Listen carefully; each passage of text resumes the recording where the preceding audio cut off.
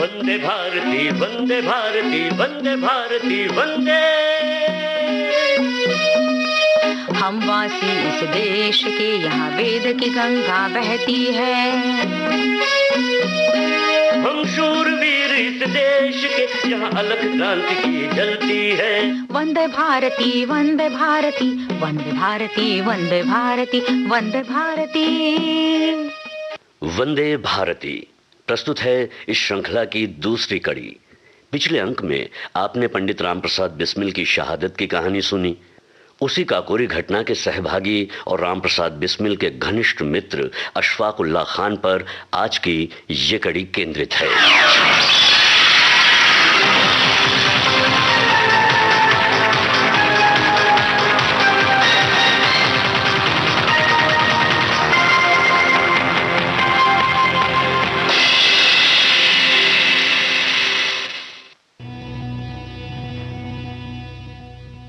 तुम आवाज दोगे, विद्रोह करोगे, दुनिया को, आकाश को चिल्ला चिल्ला कर कहोगे इनकलाब कि स्वतंत्रता के लिए हमारी मांग जायज है।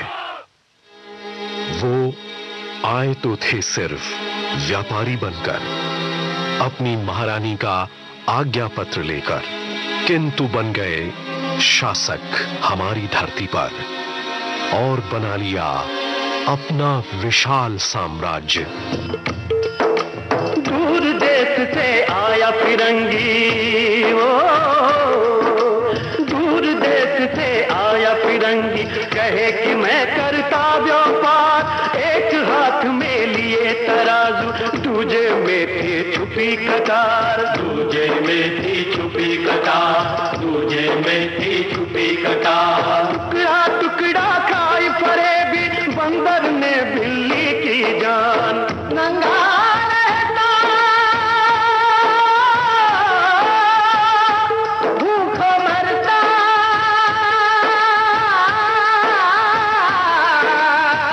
मेरा प्यारा हिंदुस्तान, मेरा प्यारा हिंदुस्तान, मेरा प्यारा हिंदुस्तान, मेरा प्यारा हिंदुस्तान। उस निरंकुश शासक के आधार स्तंभ में लूटपाट, स्वार्थ, लोभ और निष्ठुरता समाई थी। हद होती है, हद होती है, हर एक बात की हद होती है, हद होती है, हद होती है, हर एक बात की हद होती है। जुल्म जिल्लत को सहने की पीड़ा भी बेहद होती है, पीड़ा भी बेहद होती है। ऊंट की ठोकर अब न सहेंगे, ऊंट की ठोकर अब न सहेंगे, एक घड़ी चाकर न रहेंगे। अब तो सीना तान के भैया, अब तो सीना तान के भैया, द्रोह और विद्रोह करेंगे, द्रोह और विद्रोह करेंगे। हद होती है, हद होती है, हर एक बात की हद होती है, हद होती है, हद होती है, हर एक बात की हद होती है। पहला ऐतिहासिक विस्फोट हुआ।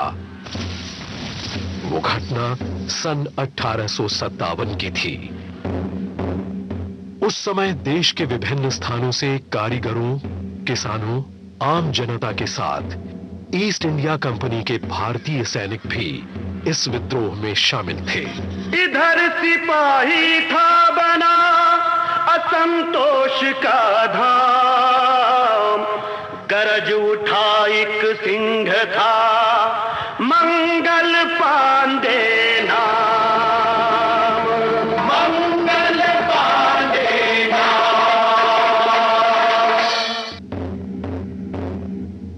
लखनऊ की शान, लखनऊ जो उस वक्त भी अदबी नवाबों की राजधानी थी, वो आज भी विशाल उत्तर प्रदेश की राजधानी है। सच पूछें तो मानो लखनऊ ही देश में क्रांति का एक तीर्थ स्थल था।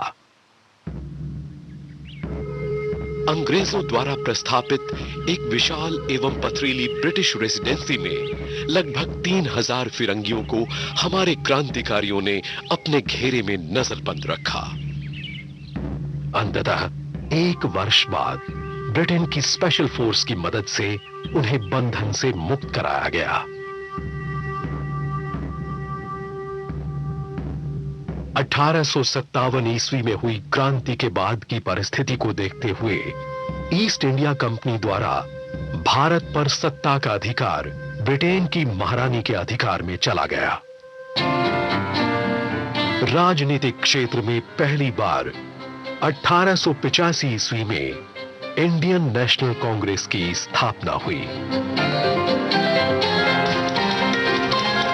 बंगाल को दो भागों में बांटने की कूटनीति, जिसमें पूर्व बंगाल, जहां अधिकतर मुसलमान थे, वहां पहली बार कौमवाद का प्रश्न उठाकर अंग्रेजों ने हिंदू मुसलमानों को बांटने की कोशिश की। बाद में शायद यही देश के बंटवारे का भी कारण बना। बंगाल और दूसरे कई प्रांतों में भी अंग्रेजों के विरोध में आंदोलन प्रारंभ हो चुका था। भारत माता की जय, भारत माता की जय, वंदे मातरम, वंदे मातरम। 1914 ईस्वी में प्रथम विश्व युद्ध प्रारंभ हुआ। इसकी शुरुआत तो यूरोप के देशों में हुई, लेकिन धीरे धीरे बढ़ते हुए ये दूसरे कई महादेशों में भी फैल गया। भारत को विश्व युद्ध में अंग्रेजों का साथ देते हुए उनके दुश्मनों के विरुद्ध लड़ना पड़ा, किंतु युद्ध की समाप्ति के बावजूद भी हमारी स्थिति नहीं सुधरी। इसके कारण देश में अंग्रेजों के खिलाफ क्रांति बढ़ती गई।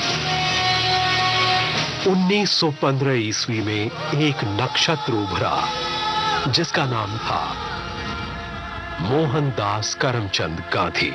माटी पुकारे तुझे, देश पुकारे, आजा रे अब आजा रे, भूले हम रहे हमें राह दिखा दे, आजा रे राह दिखा दे।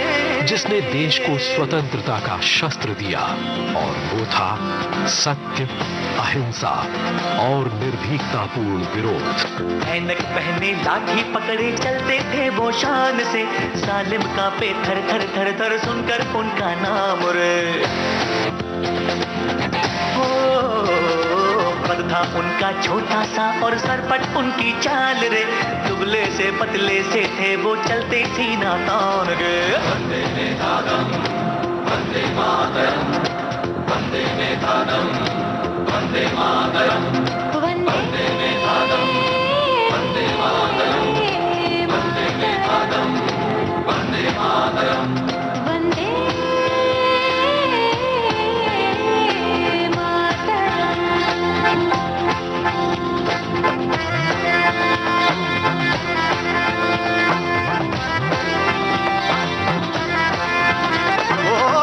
आचार्य बापू मेरे,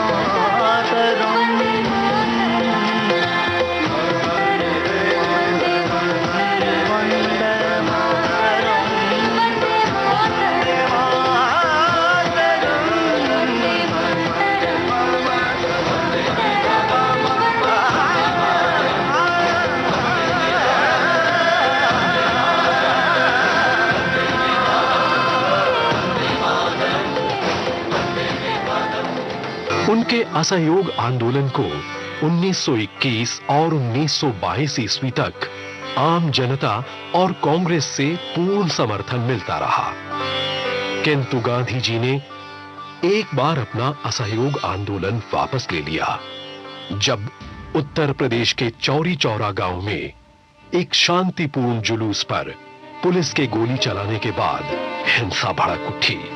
नाराज भीड़ ने पुलिस थाने में आग लगा दी, जिसमें कई पुलिसकर्मी जलकर मारे गए। उन्हीं दिनों समाजवादी मुद्दे के साथ कुछ नए महानायकों का भी देश में उदय हो चुका था। साम्यवाद की गूंज भी देश में धीरे धीरे बुलंद हो रही थी।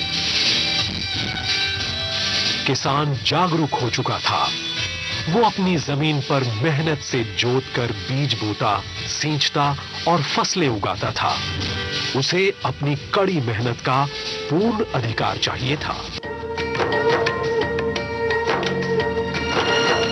नीचे सारी दुनिया है, ऊपर रब है हाँ। नीचे सारी दुनिया है, ऊपर रब है हाँ।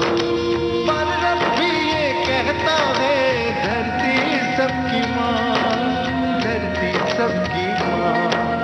नीचे सारी दुनिया है, ऊपर रब है हाँ। नीचे सारी दुनिया है, ऊपर रब है हाँ।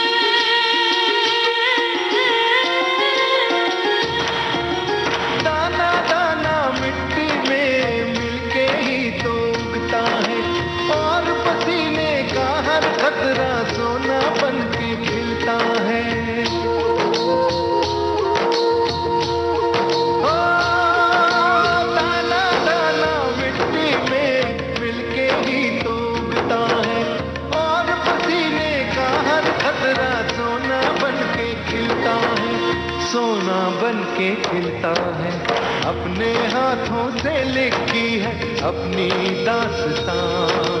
और धरती की आन है, शान है किसान, जान है किसान।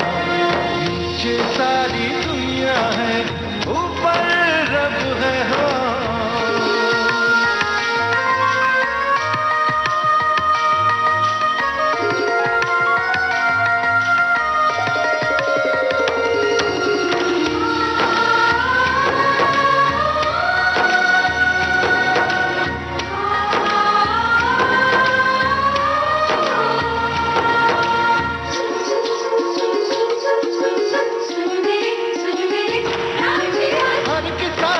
यही धर्म है, कोई न भूखा सोए। जिस दिन ना हम काम करें, ऐसा सवेरा ना होवे। ओ हर किसान का यही धर्म है, कोई न भूखा सोए। जिस दिन ना हम काम करें, ऐसा सवेरा ना होवे, ऐसा सवेरा ना होवे। बन के सिपाही खड़े हैं हम, रखे सबका ध्यान। और धरती की आन है, शान है किसान, जान है किसान। नीचे सारी दुनिया है, ऊपर रब है हाँ। उत्तर प्रदेश का एक और क्रांतिकारी शहर शाहजहांपुर। यहां फैजाबाद के मौलवी अहमदुल्ला शाह सन 1857 में पहले ही अपना बलिदान दे चुके थे। इसी छोटे से शहर ने राम प्रसाद बिस्मिल, अशफाकुल्ला खान एवं रोशन सिंह जैसे महान वीर सेनानियों को जन्म दिया, जिन्होंने स्वतंत्रता संग्राम के इतिहास में शाहजहांपुर का नाम स्वर्णाक्षरों से लिख दिया। उन्होंने अपनी जान की बाजी लगाकर एक उच्च कोटि का उदाहरण कायम किया। मोहम्मद अशफाकुल्ला खान वारसी, जो बचपन से इसी भूमि पर पलते हुए एक दिन पक्के क्रांतिकारी बने। नौजवान नौजवान है, नौजवान वीरता की है कसौटी आज। तुम शेर हो दिलेर हो, रखो वतन की लाज। नौजवान वीरता की है कसौटी आज। तुम शेर हो दिलेर हो, रखो वतन की लाज। है घर पे तेरे छा रहा विदेशियों का दल, घर पे तेरे छा रहा विदेशियों का दल। हिम्मत से करने दुश्मनों का सामना तू चल, हिम्मत से करने दुश्मनों का सामना तू चल। दे बुज़दिली को त्याग, सजले वीरता का साज। तुम शेर हो दिलेर हो, रखो वतन की लाज। दे बुज़दिली को त्याग, सजले वीरता का साज। तुम शेर हो दिलेर हो, रखो वतन की लाज। नौजवान नौजवान नौजवान वीरता की है कसौटी आज। तुम शेर हो दिलेर हो, रखो वतन की लाज। तुम शेरनी के पूत हो, गीदड़ों से क्या डरो। शेरनी के पूत हो, गीदड़ों से क्या डरो। मरना भी हो तो वीरता की मौत से मरो। मरना भी हो तो वीरता की मौत से मरो।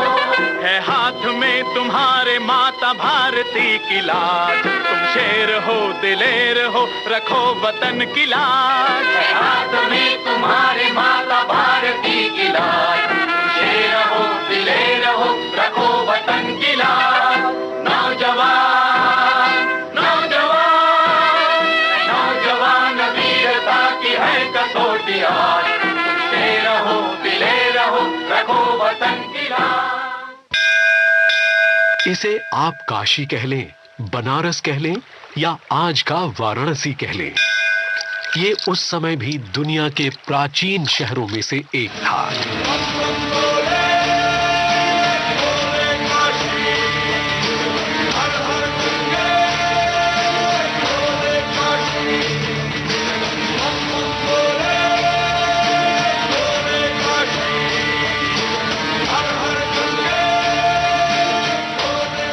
वाराणसी उस समय हिंदुस्तान प्रजातंत्र संघ नाम के संस्थान का केंद्र बिंदु था।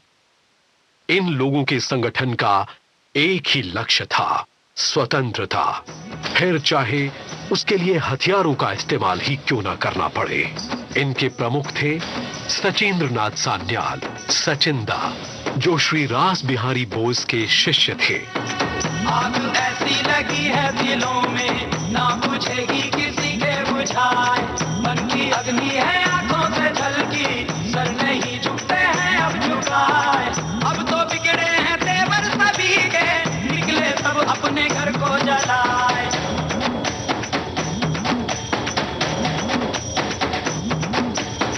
वो जो आंधी के जैसे उठे हैं, ना दबेंगे किसी के दबाए।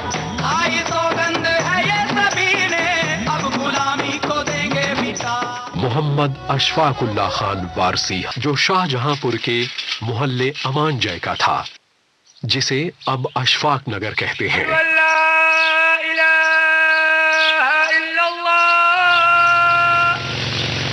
इसी शाहजहांपुर का एबी रिच स्कूल, जो किसी जमाने में एक प्रसिद्ध मिशनरी स्कूल था, इसी स्कूल में अशफाकुल्ला खान ने छात्र के रूप में शिक्षा पाई थी।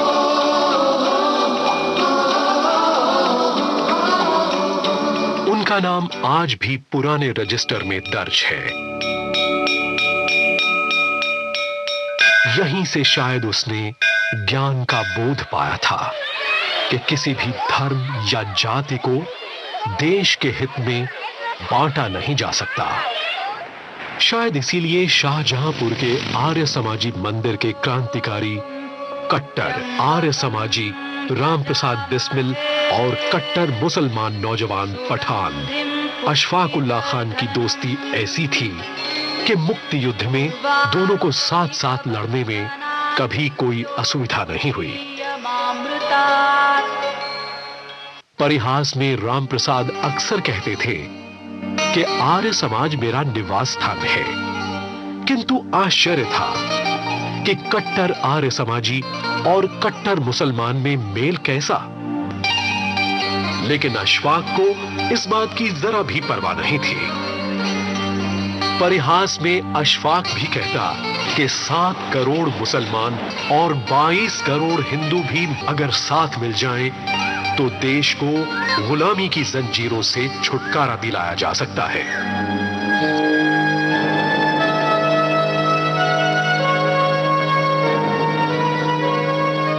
पुराना ड्रेन पाइप जिसके सहारे किसी जमाने छात्र क्रांतिकारी राम प्रसाद और अशफाक पुलिस के छापे के दरमियान उतरकर भागे थे। उनके बचकर भाग निकलने में मिशनरी स्कूल के प्राचार्य रूफस चरण भी शामिल थे, जिन्होंने उस वक्त पुलिस को रोके रखा था। ऐसी घटनाएं हमें सबक देती हैं कि देशभक्ति का जाति और धर्म से कोई वास्ता नहीं होता। वो मुक्ति आंदोलन एक अटूट बंधन था जो विभिन्न वर्गों के समुदाय से बना था। इसका आधार धर्मनिरपेक्षता और प्रजातंत्र को माना जा सकता है। मंदिर अपना, मस्जिद अपनी, अपना ही गुरुद्वारा है। आओ हम सब मिलकर बोले, भारत देश हमारा है।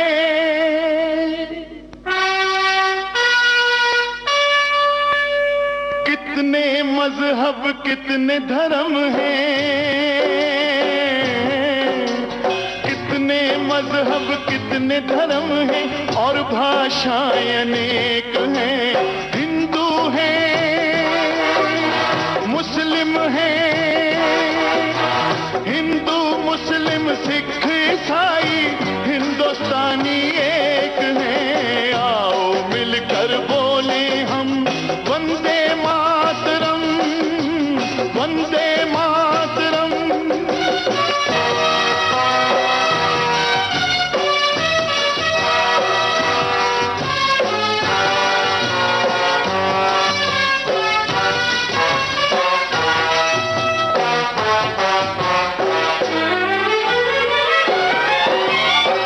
गद्दार तो अपने देश के ही टुकड़े करवाएं, गैर देश के बलबूते पे अपना देश जलाएं। मासूम निहत्थे लोगों पे अपनी बंदूक चलाएं।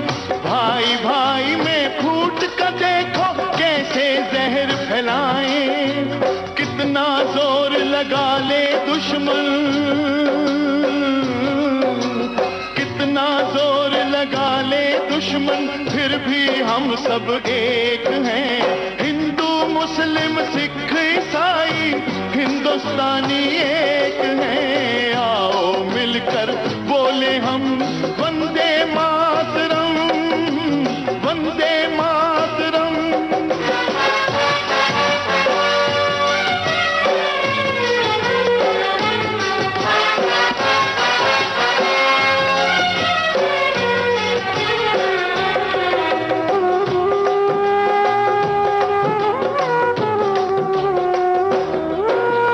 अपने हाथों अपने ही बच्चों के खून बहेंगे।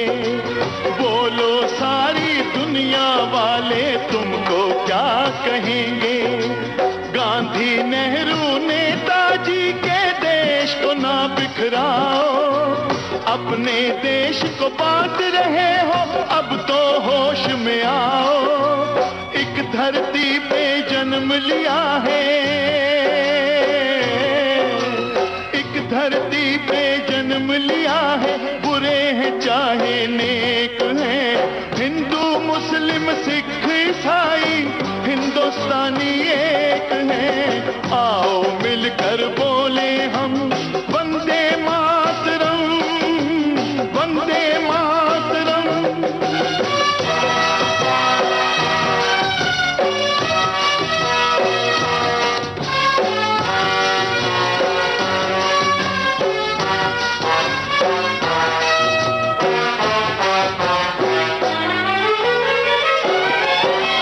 अमेरिका अफ्रीका देखा गया मैं इंग्लिस्तान। अरब देश भी सारे देखे पहुंचा मैं ईरान। जर्मन और इटली से होकर आया चीन जापान। सबसे प्यारा लगा है मुझको अपना हिंदुस्तान। भारत तो है चाहे, भारत तो भारत है चाहे, और भी देश अनेक हैं। हिंदू मुस्लिम सिख ईसाई हिंदुस्तानी एक हैं। आओ मिलकर बोले हम वंदे मातरम, वंदे मातरम। श्री के.आर. नारायणन, हमारे पूर्व राष्ट्रपति ने कभी यहां तक कहा था कि अशफाक ने देश को और हमारे समाज को एक ऊंचे दर्जे की एकता और भाईचारे का संदेश दिया है। जन्म स्थान उत्तर प्रदेश का शाहजहांपुर, एक प्रतिष्ठित और संभ्रांत परिवार जिसमें कई उच्च अधिकारी और आला अफसर पैदा हुए। सुनोगे दास्तां क्या तुम मेरे, नौजवान अशफाक एक उभरता हुआ शायर, मिटाकर आपस में ऊंची कदकाठी का बलिष्ठ बदन, ये तफरीक अब शायरी के रंग में रंगा हुआ तुम में हिंदू एक नौजवान। कस ली है कमर अब तो कुछ करके दिखाएंगे, आजाद ही हो लेंगे या सर ही कटा देंगे। हटने के नहीं पीछे डर कर कभी जुल्मों से, तुम हाथ उठाओगे हम पैर बढ़ा देंगे।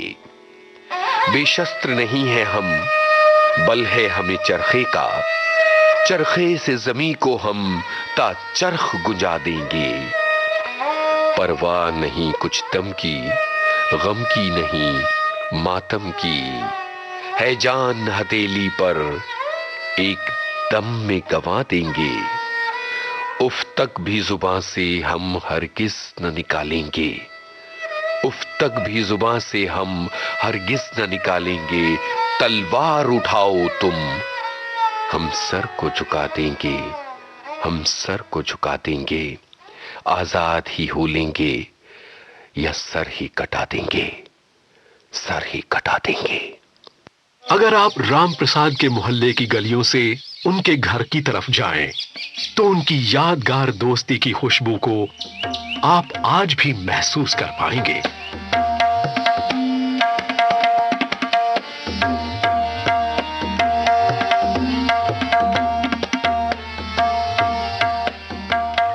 गांधी जी के असहयोग आंदोलन वापस लिए जाने पर भी आंदोलन रुका नहीं। कुछ क्रांतिकारी फिर से सक्रिय हो चुके थे।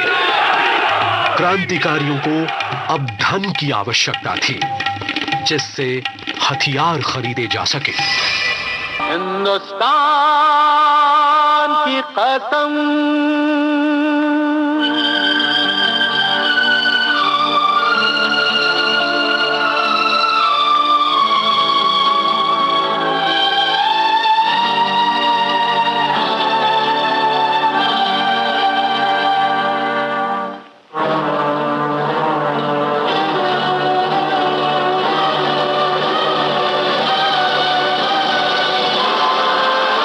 हिंदुस्तान की कसम, हिंदुस्तान की कसम, हिंदुस्तान की कसम,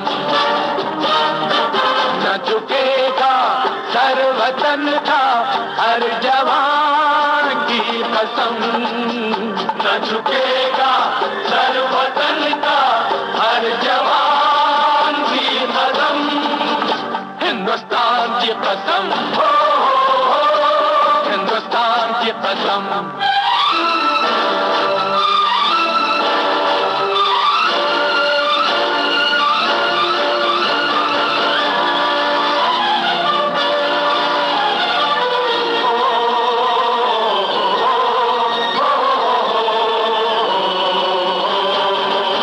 जिन्हें प्यार है वतन से, वो जान से खेलते हैं, ख्वाबों से खेलते हैं, अरमां से खेलते हैं। मिले राह में जो तूफान, तूफान से खेलते हैं।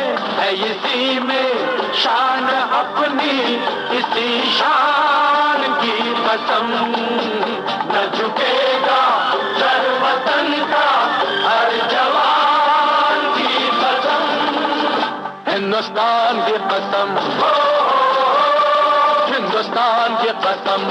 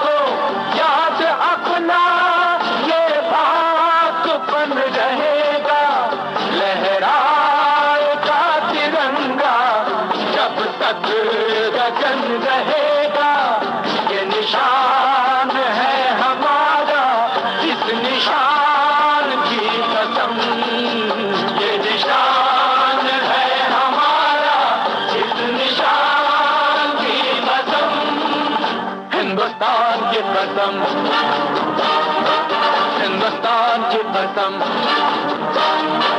न झुकेगा सर वतन का हर जवान की कसम, हिंदुस्तान की कसम। एक पैसेंजर ट्रेन रोजाना रात को सहारनपुर से लखनऊ जाया करती थी। इस पैसेंजर ट्रेन के एक डिब्बे में सरकारी खजाना सुरक्षा कर्मियों के साथ भेजा जाता था। राम प्रसाद के नेतृत्व में कुछ युवा क्रांतिकारियों ने, जिनकी औसत आयु महज 22 वर्ष की थी, इस ट्रेन के खजाने को लूटने की योजना बनाई। सर पर कफन बांधकर हाथ लगाओ। गार्ड के डब्बे में रखे खजाने वाले लोहे के संदूक में वो धनराशि है जो हमें पार्टी के काम में मदद करेगी। ये काम हम सभी को सर पर कफन बांधकर करना होगा। 9 अगस्त 1925 का दिन सरकार का खजाना लूटना। इनके 10 साथियों ने काकोरी के नजदीक आखिरकार इस ट्रेन को जबरन रोका।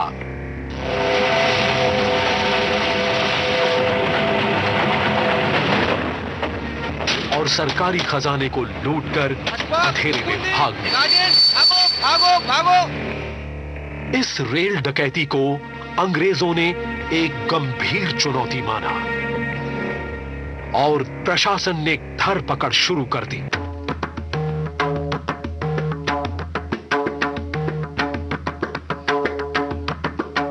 ब्रिटिश सरकार ने अपने आरोप पत्र में लिखा था, ट्रेन रोकी गई, प्रवासी मारे गए, मास्क पहने लोगों ने लखनऊ के पास हंगामा किया।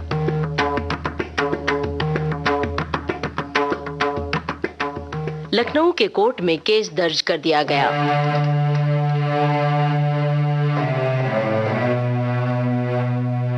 लखनऊ 4 जनवरी काकोरी कांड की सुनवाई। विशेष मजिस्ट्रेट सईद ऐनुद्दीन की कोर्ट में सुनवाई शुरू हुई।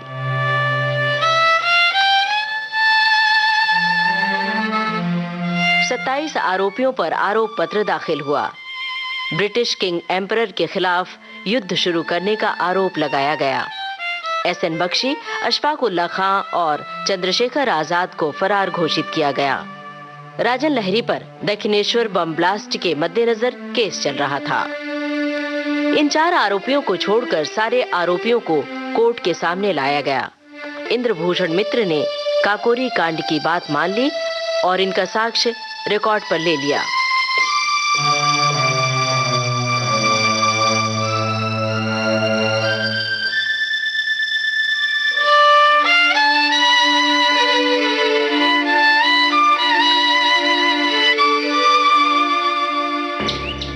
अशफाक, जो अब तक अपने घर में छुपा था, उसे अब वहां से भागना पड़ा।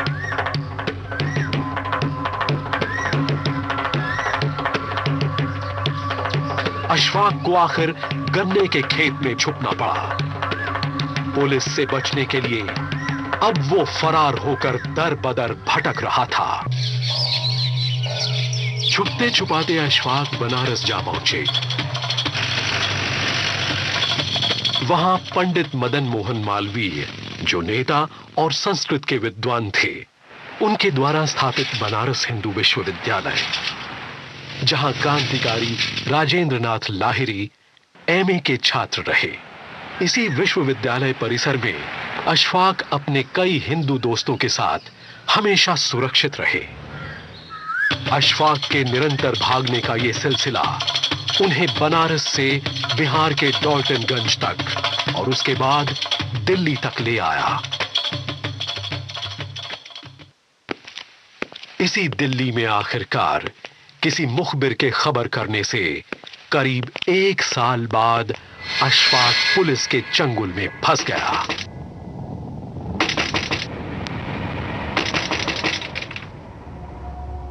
यहीं से उसकी कठोर जेल यात्रा शुरू हुई। लखनऊ की जेल में उसे रखा गया। वहां की डायरी में उसकी आदतों का जिक्र है, हैबिचुअल।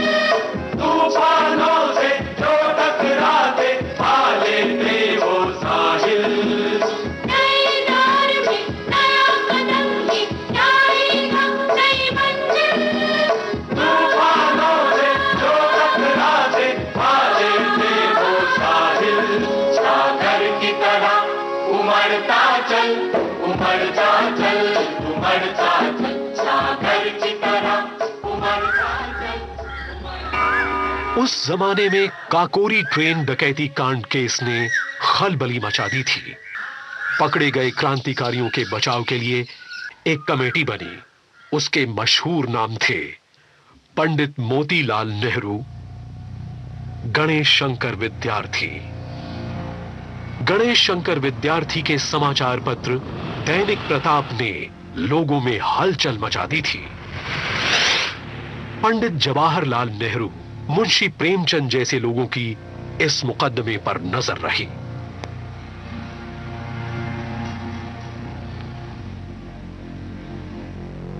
लखनऊ के विशेष सेशंस जज के कोर्ट में अशफाक से बरामद हुए कागजात से यह बात जाहिर हो गई कि मुक्ति युद्ध के साथ आर्थिक युद्ध जुड़ चुका है।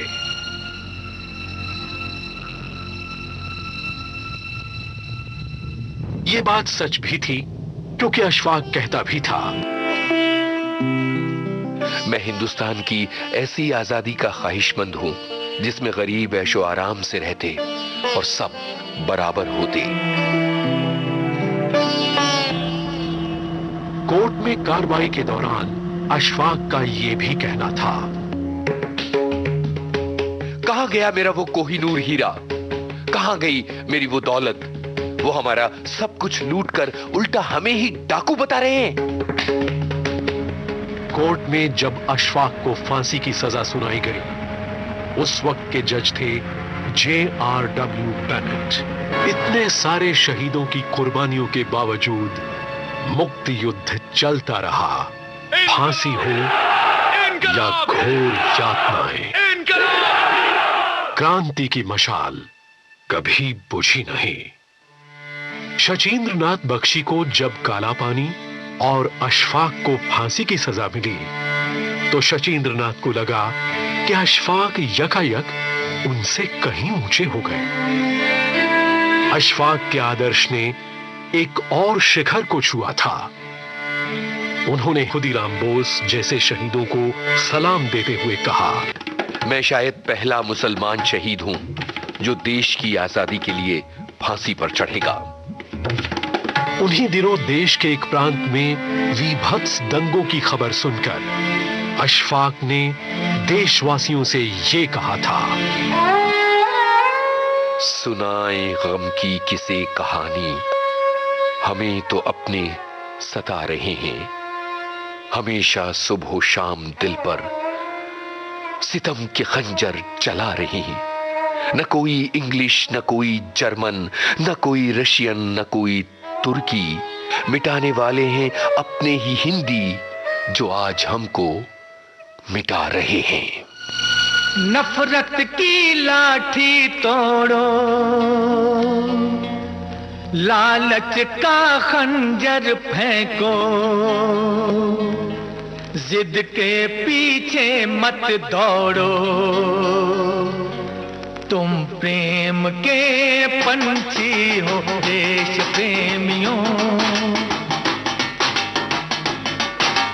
देश प्रेमियों, आपस में प्रेम करो देश प्रेमियों, मेरे देश प्रेमियों, आपस में प्रेम करो देश प्रेमियों। नफरत की लाठी तोड़ो, लालच का खंजर फेंको, जिद के पीछे मत दौड़ो, तुम प्रेम के पंछी हो देश प्रेमियों, आपस में प्रेम करो देश प्रेमियों, मेरे देश प्रेमियों, आपस में प्रेम करो देश प्रेमियों।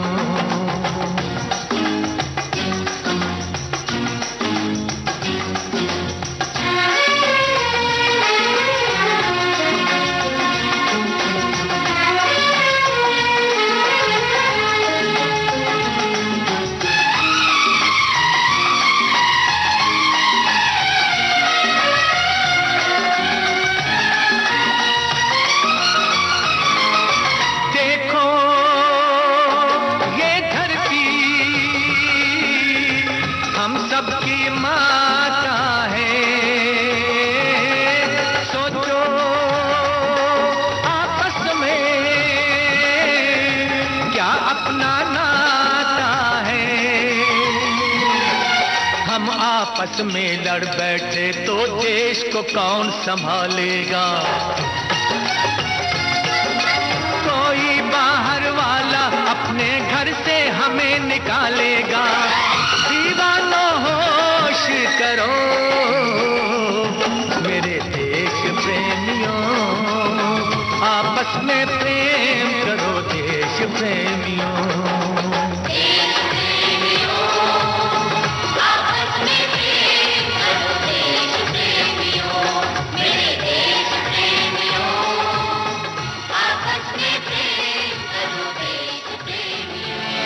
पढ़े लिखे अशफाक को जब फैजाबाद जेल में लाया गया तो वहां के पुराने रजिस्टर में उसे इलिटरेट यानी अनपढ़ के रूप में उनका नाम दर्ज किया गया।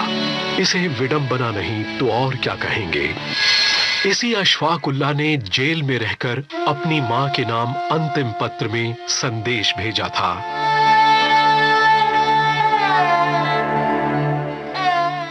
मेरे सोगवार माँ भाइयों और बहनों और अजीजों, ये खत जब तक तुम्हारे हाथों में पहुंचेगा तब न मालूम तुम्हारा हाल क्या होगा, ना मालूम उस वक्त मैं जिंदा रहूंगा या राहिए अदम हो चुका हूंगा।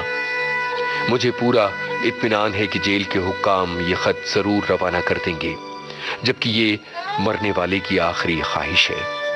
बहरहाल मैं लिख रहा हूं, अब खुदा आलिम है कि क्या हो। खैर, आखिरी हुक्म आ गया है, अब 2-1 रोज के मेहमान हैं।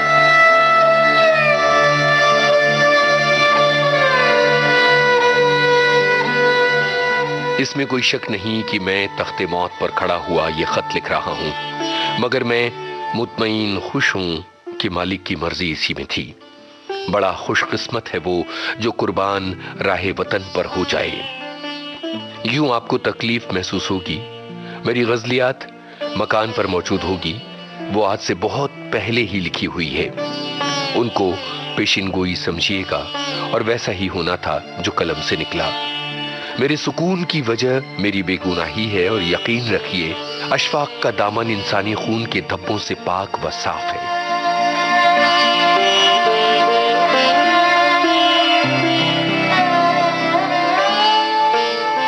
मेरे घर में आने वाले बच्चों और मौजूदा छोटों, तुम जब इस दुनिया में आओगे मेरी कहानी सुनते पाओगे और तहरीर देखोगे।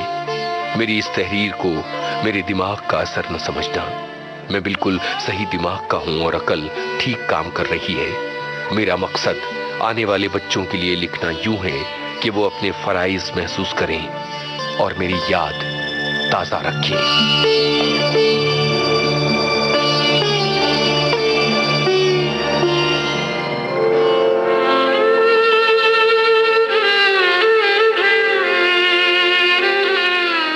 19 दिसंबर 1927 फैजाबाद जेल के सुपरिंटेंडेंट ने अशफाक के फांसी की तैयारी सुबह से ही शुरू करवा दी थी।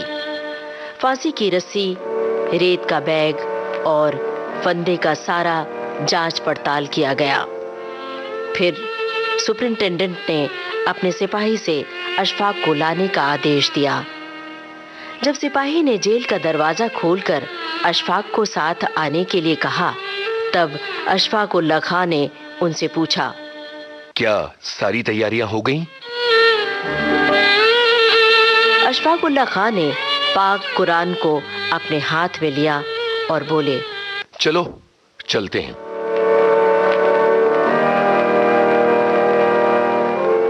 फांसी के तख्ते तक पहुंचते ही उन्होंने कुरान शरीफ को अपनी छाती पर बांध लिया और कहा, ऐ मेरे पाक खुदा, हिंदुस्तान की सरजमी पर आजादी का सूरज जल्द अज जल्द तुलू फरमा।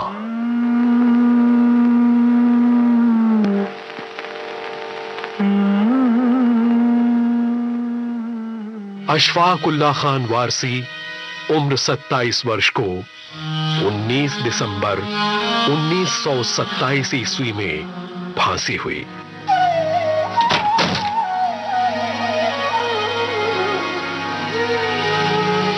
और अशफाक के ये अंतिम शब्द थे, ला इलाहा इल्लल्लाह मुहम्मदुर रसूलुल्लाह। क्रांतिकारियों का वो गीत आज भी फिजाओं में गूंज रहा है। मेरा रंग दे बसंती चोला, इसी रंग में रंग के शिवा ने बंधन खोला। यही रंग हल्दी घाटी में खुल करके था खेला। माँ मेरा रंग दे बसंती चोला, ओ मेरा रंग दे बसंती चोला, मेरा रंग दे, ओ मेरा रंग दे बसंती चोला, ओए रंग दे बसंती चोला, माए रंग दे बसंती चोला। ओ मेरा रंग दे बसंती चोला, मेरा रंग दे, ओ मेरा रंग दे बसंती चोला, ओए रंग दे बसंती चोला माए, रंग दे बसंती चोला।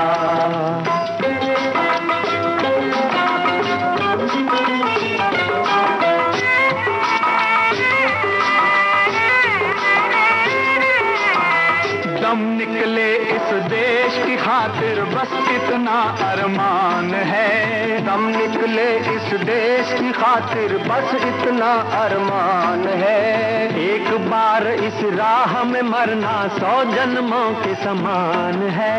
देख के वीरों की कुर्बानी, देख के वीरों की कुर्बानी, अपना दिल भी बोला मेरा रंग दे बसंती चोला, ओ मेरा रंग दे बसंती चोला, मेरा रंग दे, ओ मेरा रंग दे बसंती चोला, ओए रंग दे बसंती चोला माए, रंग दे बसंती चोला।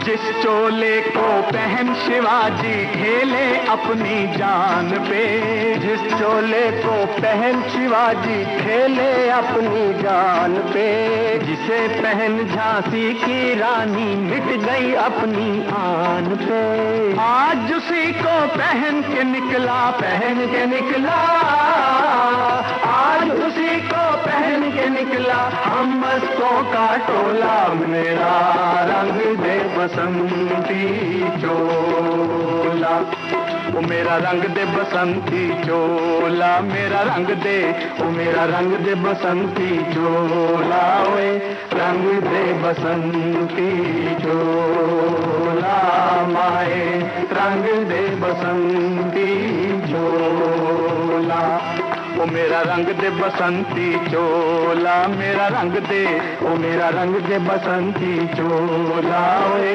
रंग दे बसंती चोला माए, रंग दे बसंती चोला।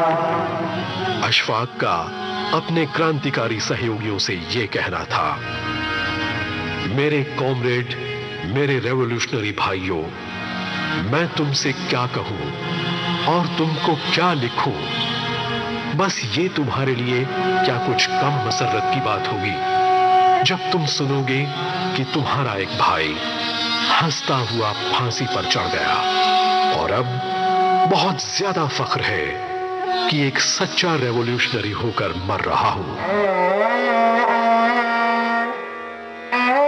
मौत एक बार जब आना है तो डरना क्या है, हम इसे खेल ही समझा किए, मरना क्या है, वतन हमारा रहे शादकाम और आबाद, हमारा क्या है अगर हम रहे न रहे।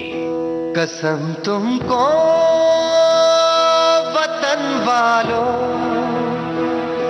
कभी मायूस मत होना,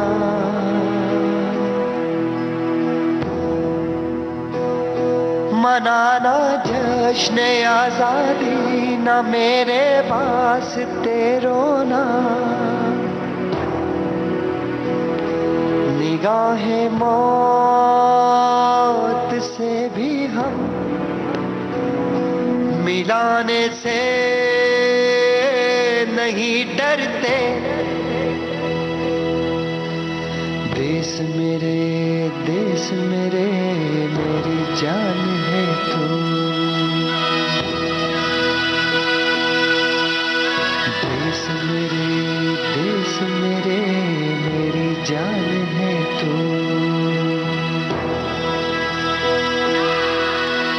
देश मेरे, देश मेरे, मेरी शान है तू,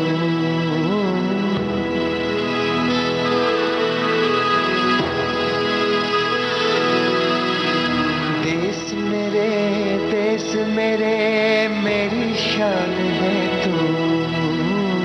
देश मेरे।